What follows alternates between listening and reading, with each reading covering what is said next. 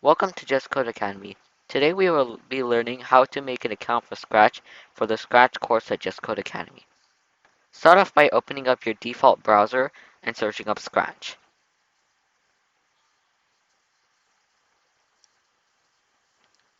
Find the page that says scratch.mit.edu and click on it. You should see a similar page pop up. Next, click on Join Scratch.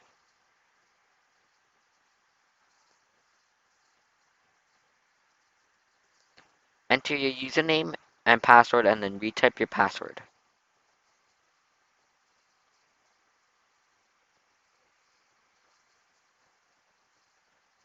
Next, select the country you live in. Next, select when you were born. Select your gender.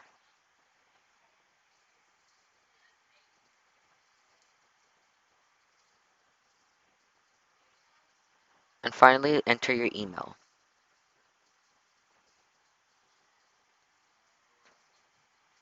When you see the screen, this means that you're done. That's it for today's video. Thanks for watching.